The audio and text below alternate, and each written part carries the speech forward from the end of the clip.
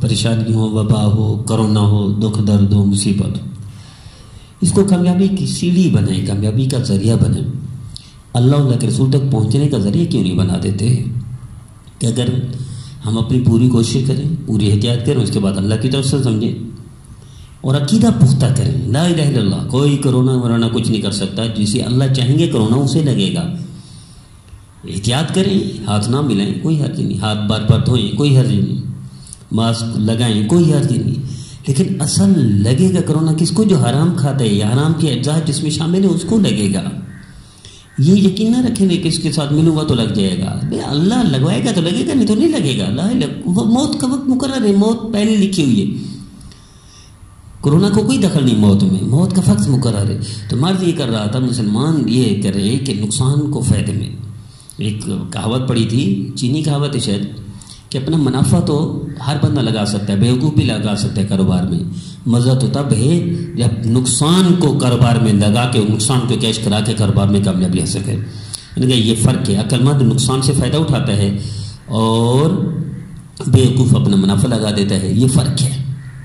تو آئیے ہم اس کرونا کے دنوں میں، وبا کے دنوں میں اس کو قرب کا، اللہ کے رسول کا قرب کا ذریعہ بنیں، استغفار زیادہ کر لیں، درود شریف زیادہ پڑھ لیں، تلاوت زیادہ کر لیں، دعائیں بھی پڑھیں، آیت کریمہ کا ذکر کریں، لا الہ الا انت سبحانک انی کنت من الظالمین پڑھیں، استغفار زیادہ کریں، صلاۃ توبہ پڑھیں، لیکن اس کو وبا نہ بنائیں، اس کو ہوا نہ کھڑا کریں، اس کو خوف کی علامت نہ بنائیں۔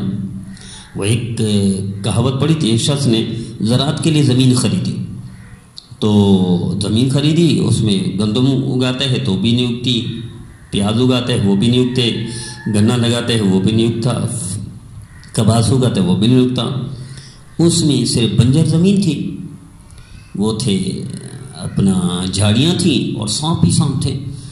اب اس نے دیکھا کہ کچھ نہیں اگتا تو پھر اس سانپوں سے کیوں نہ فائدہ اٹھاؤں، دل میں آ گیا، سانپوں کا کاروبار شروع کر دیا۔ مسلمان تو سانپوں کا کاروبار نہیں کرتا، لیکن غیر مسلم تو سانپ کھاتے ہیں۔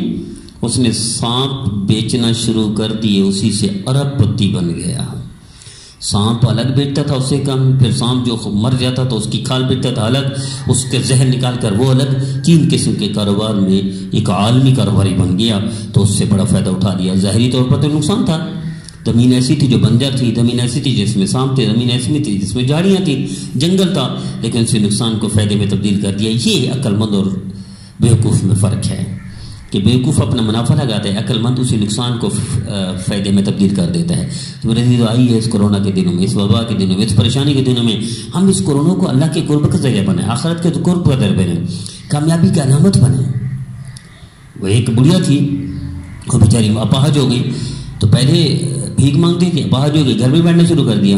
گھر میں بیٹھنا شروع کر دیا تو کسی نے کہا کہ سلائی مشین لے کر سلائی کرنا شروع کر دو اور کڑھائی شروع کر دو۔ گھر میں بیٹھ کر سلائی کڑھائی شروع کر کے کاروباری بن گئی۔ پہلے بھیک مانگتی تھی، اب جب معذور ہو گئی تو کاروباری بن گئی، اور پھر اس نے اپنی کئی عورتیں رکھ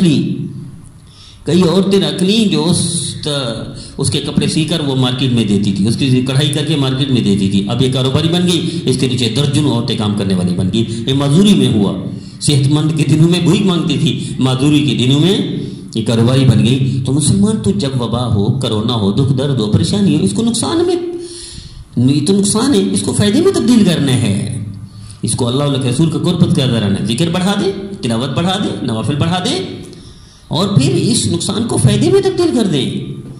اللہ مسلمانوں کو اللہ اپنے قرب کا ذریعہ بنانے کی، اس وبا کو، اس کورونا کو اللہ کے رسول صلی اللہ علیہ وسلم کے قرب کر دے۔